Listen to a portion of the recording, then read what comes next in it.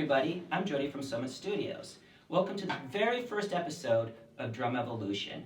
This episode is for you.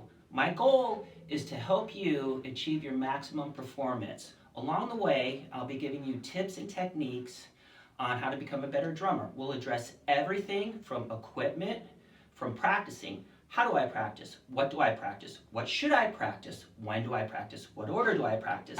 Does it matter? Yes, it does. We'll also be talking about the history of drums, the history of drummers, and anything along the way we can help you out to become the most efficient and optimal drummer. So, where do we start? We'll start from the beginning.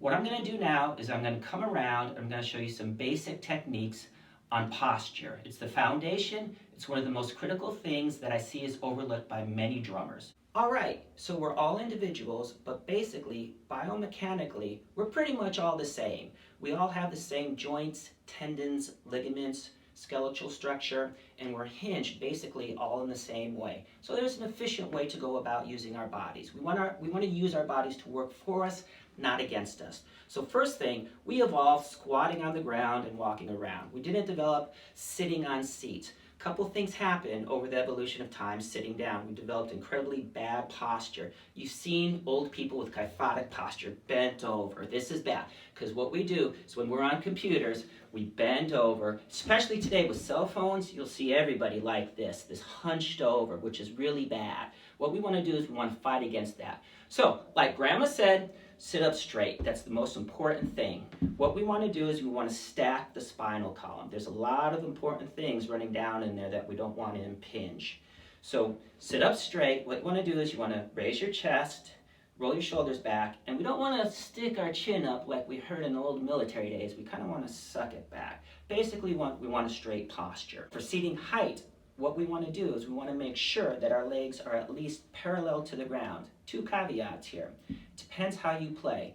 There's heel down. That's when your foot is flat on the ground to the pedal, and you just pivot from your ankle to play the bass drum pedal. And then for heel up, we slide our legs back, and then we come up to the ball of our foot, which is going to raise our knee and raise our leg angle. So if you're playing heel up, just make sure you're in the heel up position first before you check for that parallel leg angle to the ground. Once we're parallel to the ground, what we want to do is we want to incorporate the rest of the body. Now to incorporate the arms. What we want to do is we just want to be hinged from the shoulder. We want to let the arm hang loosely, be relaxed. We want to bend a 90 degree at the elbow, bring the forearm parallel to the ground. Then what we're going to do is we're going to rotate our arm inward so our palm is down. This is a very key feature that many overlook.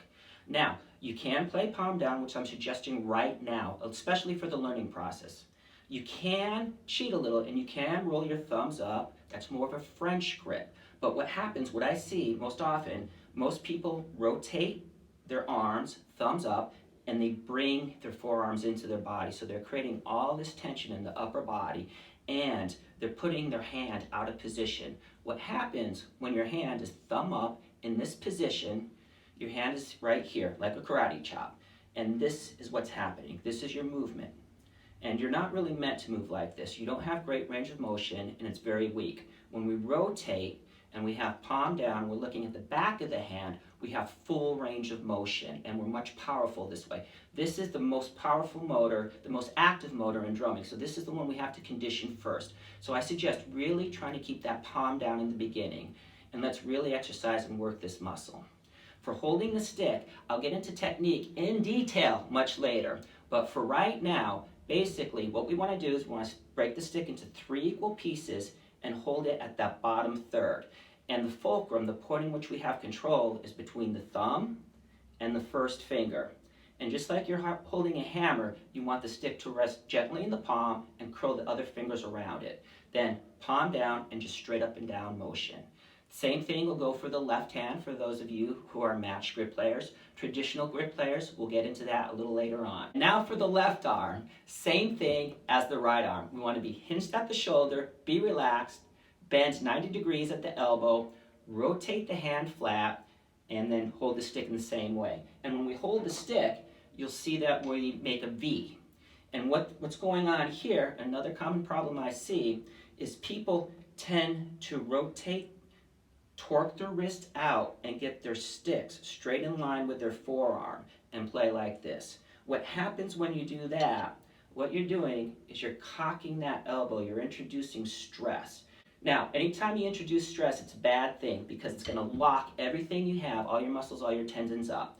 So even this little movement to get that stick in line with my forearm, or here's another one, people tend to stick their pinky out. Bad drum etiquette. But just that little movement of sticking that pinky out will lock everything up. Just try this, guaranteed to work. Just wave by, up and down, as fast as you can, relax.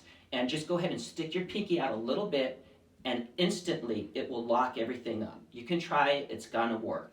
Same thing, if you're trying to get that stick in line with that forearm, that little movement will lock everything up. Okay, and that's bad. Pinky out, works for the queen, bad drum etiquette. Thanks so much. Again, any questions you have, please shoot them to me. I'll be happy to help you with anything I can, and please remember, you'll be helping others too, because you're not the only one with those questions. So, thanks for joining us. Look forward to seeing you in the next episode.